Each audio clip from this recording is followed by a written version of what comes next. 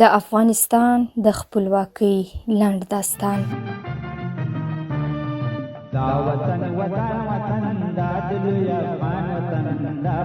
پوره 104 کاله وړاندې انګریزانو په 1.8 زریز ځواک سره چې 1 لک بار څاروي مال و پر تشلاس افغانستان یرغل وکړ. ویشلي افغانانو د دې فرنګي یرغل داسې تشلاسي مقابله وکړه چې د هغه وخت د انګلستان صدر اعظم ګلیډسټون اړ شو چې متارکه اعلان او د سولې غوښتنه وکړي. زموږ د نیکونو د دې سترې قربانۍ داستان له څراغ تلویزیون سره وګورئ.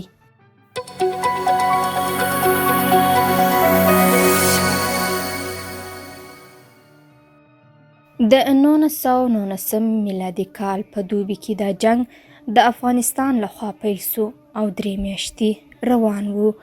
کله چې 28 کلن امان الله خان د کابل پر تخت کښېنست، افغانستان سره 50,000 وسلوال پوځ وو. لومړي نړیوال جنگ د برټانیې او یورپ ډیرو ملکونو پوځي توان ځپلی وو. د امان الله خان مشاورینو ورته ویل دا ښه موقع ده چې خپله خاوره له انګریزه بیرته واخلي. د داخلي ناارامۍ د لرې کولو لپاره پوځ ته یو هدف پکار و چې افغان ولس د یو ګډ دښمن سره د جنگ لپاره لاسونه یو کړي. د اپریل په 11 نیټه د امرتسر په جلیانواله باغ کې د جنرال ډایر په امر په سوونو بې ګناه سیکان په ډزو ووژل شول. 2 ورځې وروسته امان الله خان په دربار کې دا پیښه وغندل او د انګریز سره جهاد اعلان کړ. هغه د 80,000 څخه زیات پښتانه قبایل هم پر ځان راټول کړل.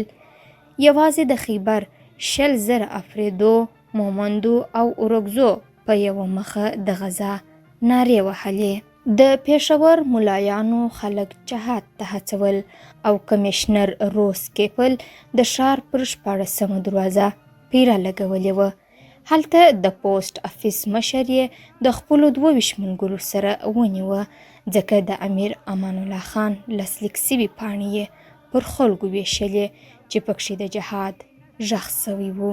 د مې په 6مه نیټه جلال آباد کې د سپه سالار صالح محمد په مشرۍ پوځیان د خیبر درې په باغ نومي سیمه ورننوتل چې لنډي کوتل کې خیبر ملیشیا د اوبو سرچینه یې لرله. انګریز په سرحدي سیمو کې 2 فرقې پوځ ساتلی و چې افسران یې انګریزان او سپاهیان یې هندیان او لږ پښتانه وه. د دویم افغان جنگ وروسته جوړه سوې دغه ملیشیا خیبر رایفلز په نوم مشهوره وه، خو د باغ د حملې وروسته دغو ځوانانو د جنگ څخه ډډه وکړه او د خپلو توپکو سره وتښتېدل. انګریز یو کنډک پوځ په تلوار له پېښوره روان کړ. په 78 لاریو کې پوځیان د ترپالونو لاندې پټ وه چې له د باندې څخه قبایل پرې ډز ونه کړي. د جنرال جي ډي کروکر په مشرۍ دغه پوځ په 9مه د مې د باغ اخیستلو هڅه وکړه، خو افغانانو سخت جنگ کاوه او هغه بیرته ناکام شول. په 11مه د مې سپېده چاودې انګریزانو یو ځل بیا پر باغ حمله وکړه چې 18 میداني توپونه او 22 لوی ټوپکونه یې لرل. بلې خواته د مقابلې لپاره جنرال سالم محمد یو توپ د غار د خولې سره پټ درولی و چې تکړه توپچیان ورته ناست وه، خو تر غرمې وروسته د کروکر پوځ باغ بیرته ونیوه. پر 14 د مې 3000 قبایل په ډکه کې راټول سول. ځینو یې د غره پر څوکه یو زیارت چاپېره مورچې نیولې وې او پوځي توپ یې ځای پر ځای کړ. پر 19 د مې سهار جنگ پیل سو او د سیکانو دوو ډلو په غرونو کې د وړاندې تلو هڅه وکړه، خو د سخت مقاومت سره مخ سوه.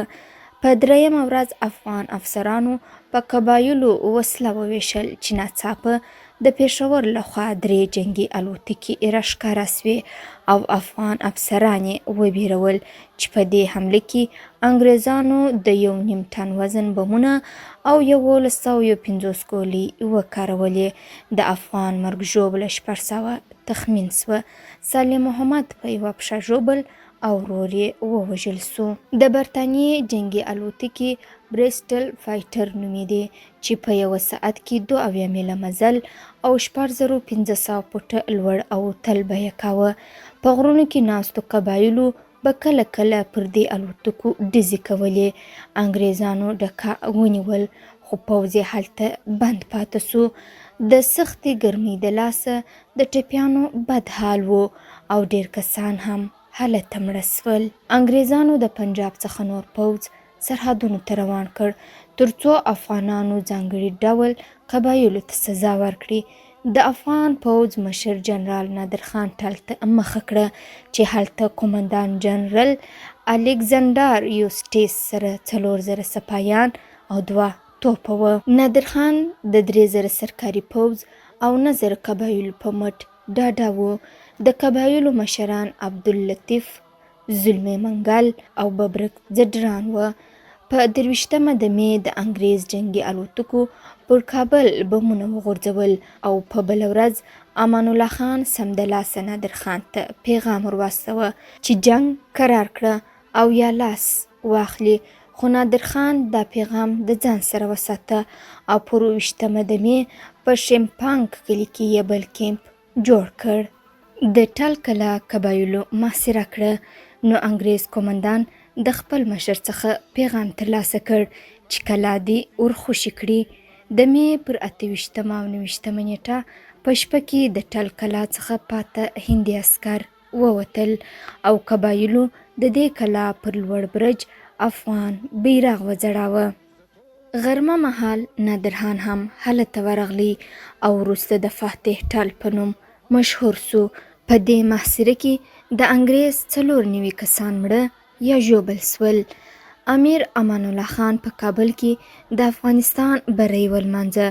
جنرالانو ته یې میډالونه ورکړل. پغمان کې یې د یو څلي تاک ظفر جوړولو امر وکړ او ملتپالو د غازي په لقب یاد کړ.